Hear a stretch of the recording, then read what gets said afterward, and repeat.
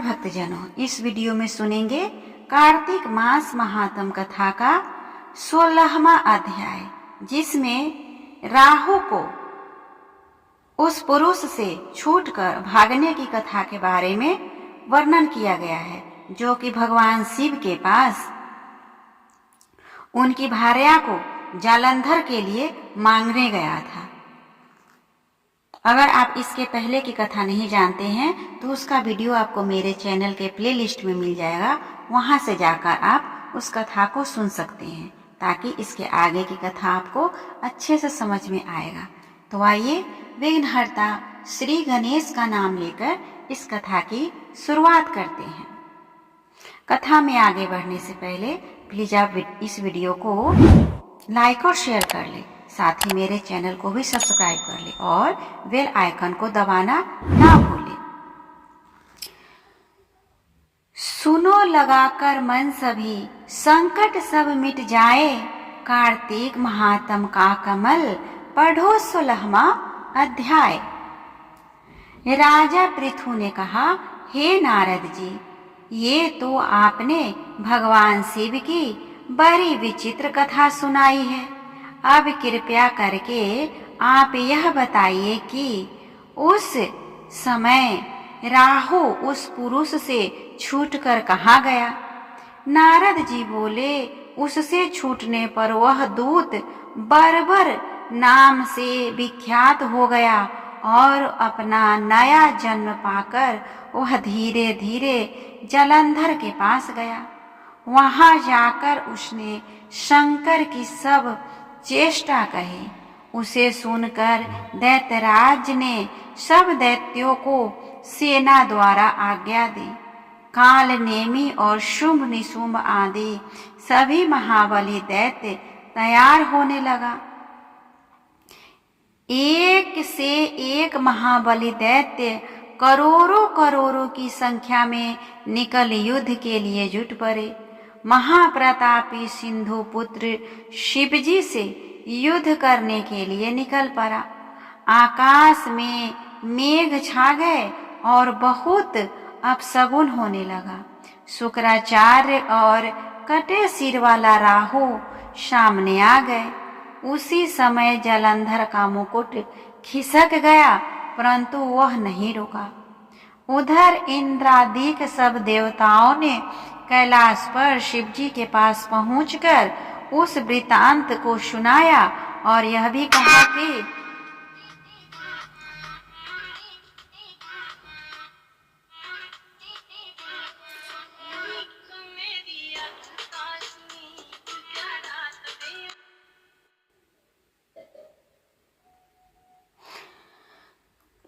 आपने जालंधर से युद्ध करने के लिए भगवान विष्णु को भेजा था। वह उसके वशवर्ती हो गए हैं और विष्णु जी लक्ष्मी सहित जालंधर के अधीन हो उनके घर में निवास करते हैं। अब देवताओं को भी वहीं रहना पड़ता है। अब वह बलि सागर पुत्र आपसे युद्ध करने आ रहा है, अतएव आप उसे मारकर हम सबकी रक्षा कीजिए।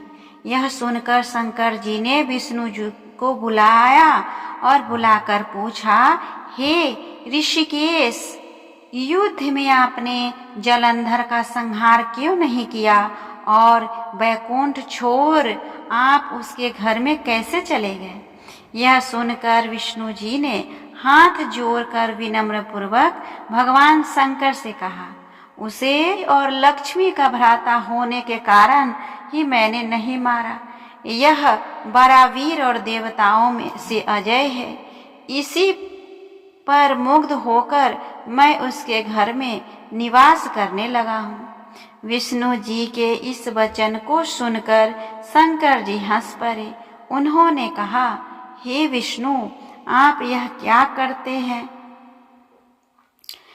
मैं उससे दैत्य जालंधर को अवश्य मारूंगा। अब आप सभी देवता जालंधर को मेरे द्वारा ही मारा गया जान अपने स्थान को जाइए। जब शंकर जी ने ऐसा कहा तो सब देवता संदेह रहित होकर अपने स्थान को चले गए। इसी समय पराक्रमी जलंधर अपने विशाल सेना के साथ पर्वत के समीप आ कैलाश को घोर सिंहनाद करने लगा। दैत्यों के नाद और कोलाहल को सुनकर शिवजी ने नंदी आदि गणों को उससे युद्ध करने की आज्ञा प्रदान की। कैलाश के समीप भीषण युद्ध होने लगा। दैत्य अनेकों प्रकार के अस्त्र शस्त्र बरसाने लगे। भेरी, मृदंग, शंख और वीरों तथा हाथी, घोड़ों और रथों के शब्दों से शाब्दिक हो पृथ्वी कांपने लगी। युद्ध में कटकर मरे हुए हाथी, घोड़े और पैदलों का पहाड़ लग गया। रक्त मांस का कीचड़ उत्पन्न हो गया। दैत्यों के आचार्य शुक्र जी अपनी मृत संजीवनी विद्या से सब दैत्यों को जिलाने लगे। यह देखकर शिव जी के गण व्याकुल हो गए और उसके पास जाकर सारा वृतांत सुनाया। उसे सुनकर भगवान रुद्र के क्रोध की सीमा न रही। फिर तो उस समय उसके मुख से एक बड़ी भयंकर कृत्या उत्पन्न हुई, जिसकी दोनों जंघाएं ताल वृक्ष के समान थी। वह युद्ध भूमि में जा सब असुरों का च्यवरण करने लग गई और फिर वह शुक्राचार्य के समीप पहुंची और शीघ्र ही अपनी योनि में गुप्त कर लिया। फिर स्वयं ही अंतर्ध्यान हो गई। शुक्राचार्य के गुप्त हो जाने से दैत्यों का मुख मलिन पड़ गया और वे युद्ध भूमि को छोड़ भागे। इस पर शुंभ, निशुंभ और कालनेमी आदि सेनापति ने अपने भागते हुए वीरों को रोका।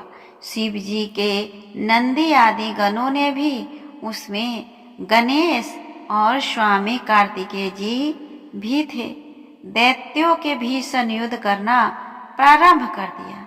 इस तरह हमने सुना कार्तिक मास महात्म कथा का 16वां अध्याय। उम्मीद करती हूँ आप सभी को यह कार्तिक मास महात्म कथा अच्छा लग रहा होगा। इसी तरह इसके आगे को वीडियो पाने के लिए मेरे इस चैनल पर बने रहें। आप सभी को छठ पूजा की हार्दिक शुभकामनाएं, जो कि बहुत ही जल्द आने वाला है, और भाई दूज साथ में गोवर्धन पूजा की भी मेरे तरफ से हार्दिक शुभकामनाएं।